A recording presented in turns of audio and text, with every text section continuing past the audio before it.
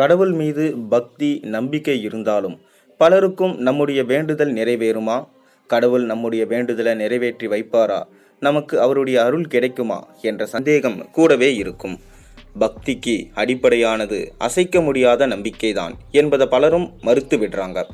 கடவுள் நம்முடைய வேண்டுதலை ஏற்றுக்கொண்டார் என்பதை எப்படி தெரிந்து கொள்வது என்பதற்கு காஞ்சி மகா பெரியவா எளிமையான வழி ஒன்றை தனது பக்தர்களுக்கு விளக்கியிருக்காரு.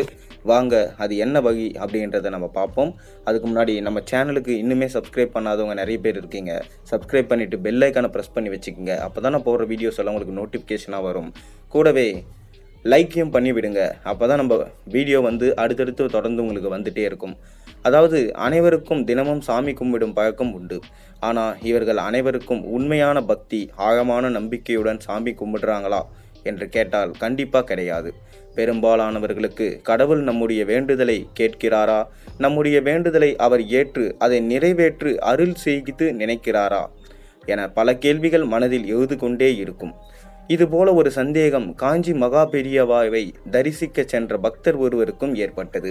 பக்தர்களுக்கு ஆசி வழங்கி கொண்டிருந்த மகா பெரியவாவிடம் அந்த பக்தர் தனது சந்தேகத்தை கேட்டார். அந்த பக்தர் மட்டுமின்றி அங்கிருந்த அனைவருக்கும் மனத்தெளிவு ஏற்படும் வகையில் விளக்கம் அளித்தார் காஞ்சி மகா பெரியவா. அவர் கூறுகையில், வீட்டிலோ அல்லது கோவிலிலோ சில அறிகுறிகள் அல்லது சில விஷயங்கள் நடந்தால் உங்களின் வேண்டுதல்களை கடவுள் ஏற்றுக்கொண்டு விட்டார் என்று அர்த்தம்.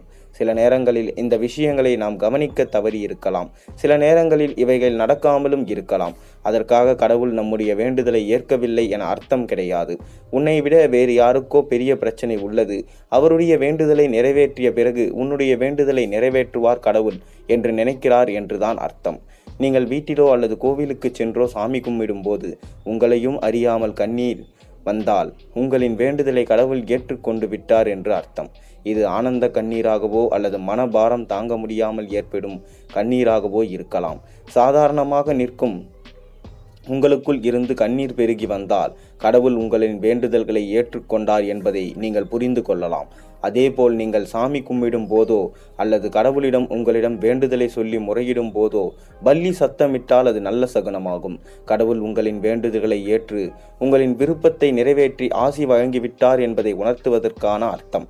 அடுத்ததாக, நீங்கள் சாமி கும்பிட்டு கொண்டிருக்கும் சமயத்தில் உங்களின் வீட்டிலோ அல்லது கோவிலிலோ அல்லது வெளியில் எங்காவது பச்சிலம் குழந்தை வீறிட்டு அழுதால் உங்களின் கோரிக்கையை கடவுள் ஏற்றுக்கொண்டு விட்டார் என்றுதான் அர்த்தம்.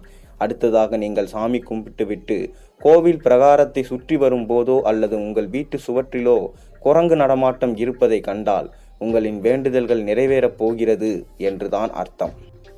உங்களின் கோரிக்கையை கடவுள் ஏற்றுக்கொண்டார் என்று அர்த்தம் என்று சொல்லி முடித்தார். அந்த பக்தருக்கு மகா பெரியவா அளித்த விளக்கமான பதில் அங்கு இருந்த அனைவருக்கும் தெளிவை ஏற்படுத்தியது. இந்த பதிவு உங்களுக்கும் ஒரு நல்ல தெளிவை ஏற்படுத்தி இருக்கும் என்று நம்புகிறேன். நாளை ஒரு அருமையான பதிவோடு உங்களை சந்திக்கின்றேன். அதுவரை உங்களிடமிருந்து விடைபெறுகிறேன். நன்றி, வணக்கம்.